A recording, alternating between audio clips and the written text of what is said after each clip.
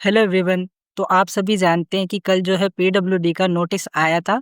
ठीक है, तो उस नोटिस में प्रोसेस को जो है काफ़ी चेंज कर दिया है। जो पहले प्रोसेस होते थे है ना, परसेंटेज के बेस पे 40%, 50%, उनको चेंज कर दिया है। प्लस प्रोसेस में भी थोड़ा चेंज किया है, तो उसको भी हम देखेंगे। और एक चीज़ मैं आपको बता देना चाहता हूँ कि भाई ये जो नोटिस आया ना, अब इससे ऐसा लग रहा है कि जो आपका एमसीसी की जो काउंसलिंग थी वो पोस्टपोन हो सकती है। और ये लगभग श्योर है कि ये पोस्टपोन होगा, क्योंकि अभी तक ना तो उन्होंने कोई सीट मैट्रिक्स दी है, ठीक है, ना कुछ ऐसी चीज़ दी है कि जिससे लग सके कि भाई हाँ काउंसलिंग हो रही है। इन्होंने जस्ट जो है जो एमपी हाई कोर्ट में इश्यू चल रहा था उसके सोच के थोड़ा सा इन्होंने जो है जल्दीबाजी में एक शेड्यूल दे दिया कि भाई हाँ स्टेट का ये शेड्यूल है, ऑल इंडिया का ये शेड्यूल है, इस शेड्यूल पे हम करवाएंगे।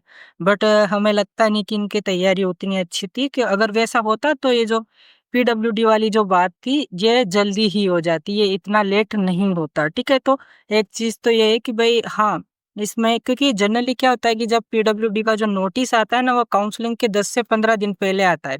ठीक है, और अभी भी डेट नहीं आई है, अभी सिर्फ जो है प्रोसेस की चीज़ आई है कि भाई कैसे क्या करना है, क्या चेंज आए, वो सारा कुछ। अभी भी ये चीज़ नहीं आई है कि भाई आपका जो काउंसलिंग है ये पीडब्ल्यूडी का वेरिफिकेशन है, वो इस डेट से स्टार्ट होने वाला है। ठीक है, तो ये सारी चीज़ें हैं जो इस ओर इशारा करते हैं कि हाँ एमसीसी की काउंसलिंग हमें नहीं लगता 21 से ये कर पाएंगे, क्योंकि अगर कोई भी पीडब्ल्यूडी का वेरिफिकेशन करवाता है तो उसको 7 दिन का टाइम तो चाहिए होता है उसके डॉक्यूमेंट्स बनने में, फिर वहाँ जाने में तो 7 से 10 दिन का टाइम तो उसको चाहिए होता है, और इतना टाइम अपने पास है नहीं। तो ये डिटेल हो गई एमसीसी काउंसलिंग के बारे में। अब पीडब्ल्यूडी के बारे में देखते हैं कि कैसे क्या प्रोसेस इनका रहता है। ठीक है, तो यहाँ पर जो है ये नोटिस कल आया था, और यहाँ पर जो भी कोर्ट वगैरह में केस हुए थे कि भाई देखो इसमें ऐसा जनरली रखा गया है कि पहले क्या है परसेंटेज के बेस पे होता था कि भाई किसी का अगर 60% से ज़्यादा है तो उसको जनरली रिजेक्ट कर देते थे, क्योंकि 60% से ज़्यादा वाले बच्चों को उनको लेना नहीं था। बट अब क्या है कि इसमें अगर बच्चा जो है 60% से भी ज़्यादा है और फंक्शनल है, वहाँ पे जो बैठी हुई टीम है डॉक्टर्स की, उनको ऐसा लगता है कि हाँ बच्चा डॉक्टर का काम कर सकता है, पूरा अपना काम परफॉर्म कर सकता है, तो जो है वह उसको वेरीफाई कर देंगे, है ना, उसको रिजेक्ट नहीं करेंगे। तो एक अच्छी चीज़ हुई है। बट वही है कि अभी इनके शेड्यूल वगैरह नहीं आए, तो क्या चीज़ें जो है आपको ज़रूरी है पीडब्ल्यूडी वेरिफिकेशन के लिए। तो यहाँ पर सबसे पहले कुछ बच्चों के पास जो है वैलिड यूडीआईडी कार्ड अगर नहीं है, तो ये जो है आपको ऑनलाइन वेबसाइट पे या गूगल पे आप सर्च करोगे तो वहाँ से आपका यूडीआईडी कार्ड बनेगा। उसके लिए आपको अप्लाई करना है। फिर आपका जो भी नियर बाय सेंटर होता है ना, वहाँ पे आपको जाना है, वहाँ पर आपका वेरिफिकेशन होगा यूडीआईडी कार्ड के लिए, और फिर जो है आपका कार्ड बन जाएगा। इस प्रोसेस के लिए मिनिमम 7 डेज़ तो लगेंगे ही, ठीक है? जिनका नहीं है उनके लिए, और ये कंपल्सरी कर दिया है कि भई आपका होना ही चाहिए, ठीक है?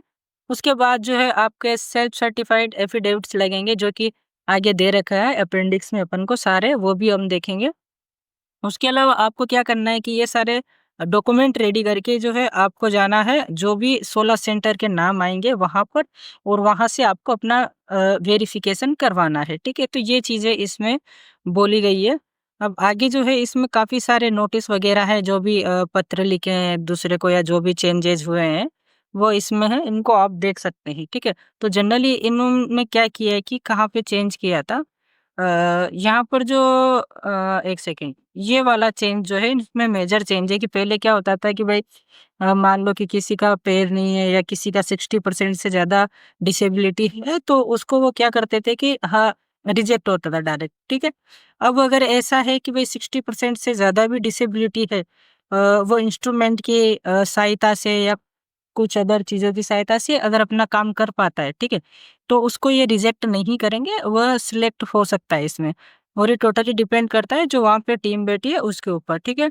तो आपका जो यूडीआईडी पोर्टल है ये कंपल्सरी कर दिया गया है, ठीक है? तो जो भी बच्चे हैं, है ना? तो जिनका यूडीआईडी नहीं है उनको जाके जो है आपको रजिस्ट्रेशन करना है यूडीआईडी की जो वेबसाइट है उस पे, ठीक है?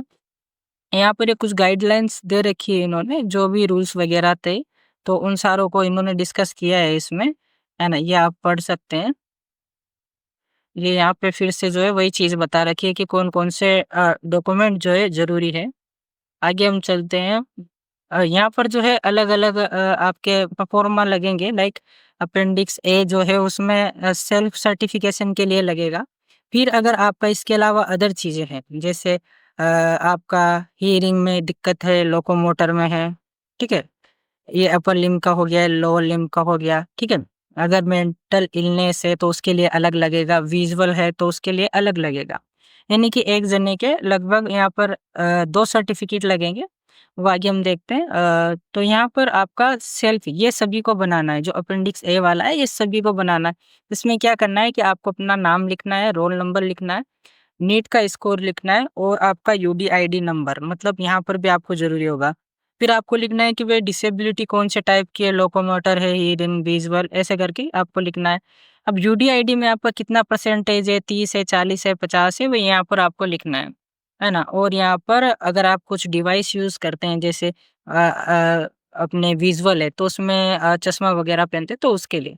अब यहाँ पर ये एक फॉर्म है तो इसको आपको कंपल्सरी है भरना कि भाई आई कैन कम्युनिकेट क्लियरली। तो इसमें चीज़ें बताई गई है कि भाई आप कौन-कौन से काम कर सकते हो। तो इसमें या तो आपको राइट टिक करना है या क्रॉस करना है, ठीक है?